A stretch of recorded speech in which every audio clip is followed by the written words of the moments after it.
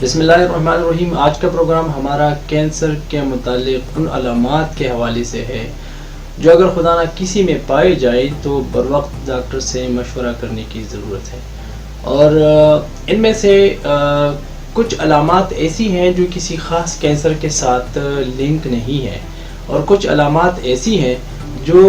مختلف کینسرز کے ساتھ لنک ہیں، ان کے ساتھ ان کا خاص ربط ہے۔ تو جو علامات ان کے ساتھ لنک نہیں ہے ان میں جو سب سے اہم ہے اور جو بنیادی ہے وہ یہ ہے کہ اگر کسی کا وزن کم ہونا شروع ہو جائے تو وزن کتنا کم ہونا چاہیے تاکہ ہمیں یہ احساس ہو کہ یہ خطرناک ہو سکتا ہے۔ اس کے لیے ہمیں یہ جاننا ہے کہ ہماری باڈی کا وزن اگر 6 مہینے سے لے کر 1 سال میں 5 سے لے کر 10% تک کم ہو جائے تو وہ خطرناک علامت سمجھی جاتی ہے۔ اور اس ضمن میں ہم نے یہ دیکھنا ہے کہ جن لوگوں کا وزن بہت زیادہ ہے ان پہ تو اس کا اثر نہیں ہوتا، لیکن جن کا وزن کم ہے ڈیفینیٹلی وہ اس کو محسوس کر سکتے ہیں۔ اس لیے یہ فارمولہ ہے کہ اگر 5% سے لے کر 10% تک وزن کم ہو جائے تو وہ خطرناک علامت ہو سکتی ہے۔ اس کے ساتھ ساتھ جو دوسری اہم چیز ہے وہ یہ ہے کہ جسم کے 3 یا 3 سے زیادہ حصوں میں گلٹیاں رونما ہونا شروع ہو جائیں۔ مثال کے طور پہ گردن میں گلٹیاں ہوں، بغل میں ہو، اور جہاں پہ ٹانگ آپ کے پیٹ کے ساتھ ملتا ہے وہاں پہ ہو، تو یہ 3 جگہ بن جاتی ہیں۔ تو 3 جگہوں پہ یا اس سے زیادہ اگر گلٹیاں رونما ہونا شروع ہو جائیں تو یہ عمومی طور پہ کینسر کی علامت ہوتی ہے۔ یہ بہت کم کسی انفیکشن میں ہوتی ہے اور کسی دوائی سے ہو سکتی ہے۔ فینیٹائن ایک دوائی ہے جو میرگی کی دوائی کے لیے یوز کی جاتی ہے، اس میں بھی ہو سکتا ہے، لیکن اس میں سے زیادہ تر کیسز وہ کینسر کے ہوتے ہیں۔ اور اس میں جو اہم بات ہے وہ یہ ہے کہ جو گلٹی جو ہماری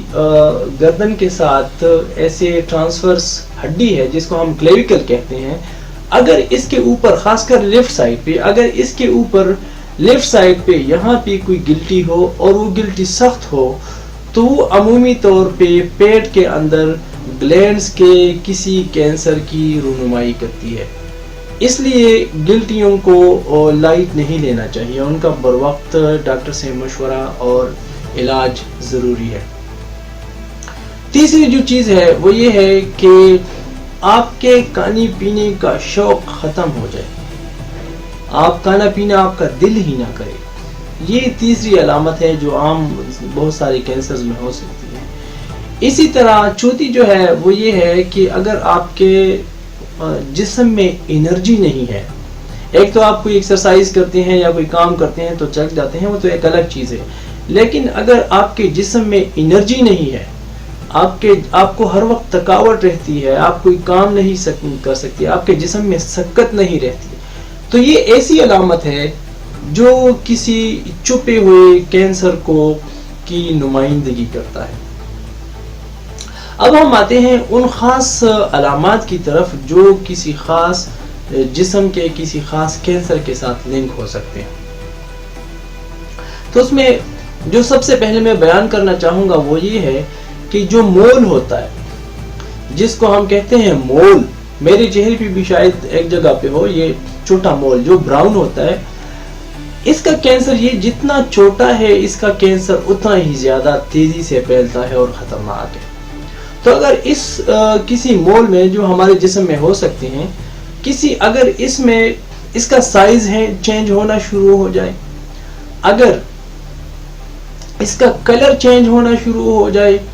اور اگر اس سے بلڈ آنا شروع ہو جائے، تو ان تینوں صورتوں میں یہ کینسر کی علامت ہو سکتی ہے، اور یہ ریفلیکٹ کر سکتا ہے کہ یہ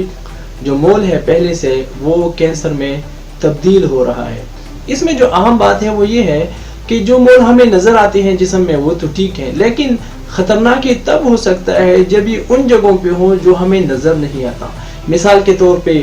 سر کے اندر، سب بالوں کے اندر، داڑھی کے اندر، مونچھوں کے اندر، اور کمر کے پچھلے حصے پہ وہ زیادہ خطرناک ہو سکتا ہے، تو اس پہ بھی نظر رکھنے کی ضرورت ہے۔ اسی طرح خواتین میں بریسٹ کینسر جو ہے وہ کسی ایج میں بھی ہو سکتا ہے، ایون مردوں میں بھی ہو سکتا ہے۔ تو بریسٹ کینسر کے لیے ضروری ہے کہ اگر خدا نہ خواستہ کسی خاتون کو بریسٹ میں، سینے میں گلٹی محسوس ہو، اور اس گلٹی کے ساتھ ساتھ جو اس کا نپل ہے، نپل اگر اندر کی طرف دسنا شروع ہو جائے، اور اس کے ساتھ ساتھ برسٹ کے اوپر جو سکن ہے، جو خاص کر نپل کے ارد گرد ہے، اگر وہ اندر کی طرف سکڑنا شروع ہو جائے تو یہ علامت خطرناک سمجھی جاتی ہے اور یہ کینسر کا پیش خیمہ ہو سکتا ہے۔ اسی طرح جو سینے لنگ کا کینسر ہے، جو عمومی طور پہ اسموکرز میں ہوتا ہے، وہ یا تو آواز چینج ہونے کی صورت میں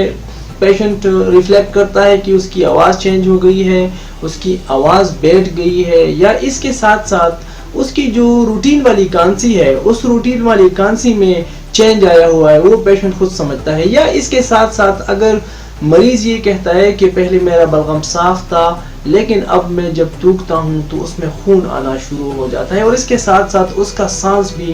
زیادہ پھول سکتا ہے، اور یہ بہت خطرناک ہو سکتا ہے۔ بر وقت اس کا علاج بہت ضروری ہے۔ جو تیسری چیز ہے وہ گردوں کا کینسر ہے۔ گردوں کے کینسر میں چھوٹے پیشاب میں زیادہ خون آتا ہے، اور اگر چھوٹے پیشاب میں زیادہ خون آنا شروع ہو جائے تو اس صورت میں اس کو لائٹ نہیں لینا چاہیے، اس کو سنجیدگی سے، اور اس کے ساتھ ساتھ اگر پیٹ بھاری محسوس ہونا شروع ہو جائے، یا پیٹ بڑھنا شروع ہو جائے، خون بھی آنا شروع ہو جائے، تو اس صورت میں یہ شک پڑنا کہ یہ گردے کا کینسر ہو سکتا ہے، یہ بالکل بر وقت ہوگا۔ اسی طرح انتڑیوں کا، خاص کر بڑی انتڑیوں کا جو کینسر ہے، وہ عمومی طور پہ اس میں خون آتا ہے بڑے پاخانے میں، لیکن وہ خون عمومی طور پہ بڑے پاخانے کے ساتھ مکس ہوتا ہے، اور وہ مکس خون اس کو ہم کہتے ہیں عقل بلڈ۔ عقل بلڈ خطرناک ہو سکتا ہے، کیونکہ اگر پاخانے کا کلر خوراک کی کلر کے ساتھ میچ نہیں کرتا، اگر آپ نے بینگن کھا لی یا کوئی ایسی چیز کھا لی جس سے آپ کے پاخانے کا کلر چینج ہو سکتا ہے، وہ تو ایک الگ بات ہے، لیکن اگر آپ کی خوراک ڈیفرنٹ ہے اور آپ کے پاخانے کا کلر آپ کو کالا محسوس ہوتا ہے، اور خاص کر اگر آپ کی ایج 60 سے زیادہ ہے، تو اس صورت میں بڑی آنتڑیوں کا کینسر ہو سکتا ہے۔ یوکے میں وہ 60 سال کے بعد جب سکریننگ کرتے ہیں تو 10 لوگوں میں سے 5 لوگوں کے آنتڑیوں کا جب معائنہ کرتے ہیں تو وہ ٹھیک ہوتے ہیں۔ رہ گئے 5 میں سے جو 4 لوگ ہیں ان کے پاخانے میں خون آنے کی کوئی اور وجہ ہوتی ہے،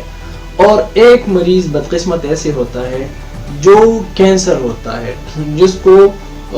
بڑے پاخانے کا کینسر ہوتا ہے۔ لاسٹ میں ایک چیز میں کہنا چاہوں گا کہ جن خواتین کی مینسز ختم ہو گئی ہیں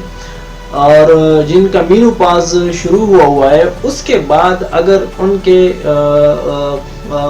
مینسز والا خون آنا شروع ہو جائے تو اس صورت میں ان کو پریشان ہونے کی ضرورت ہے، کیونکہ مینسز بند ہونے کے بعد خون عمومی طور پہ نہیں آتا۔ اگر وہ آتا ہے تو وہ یوٹرس کے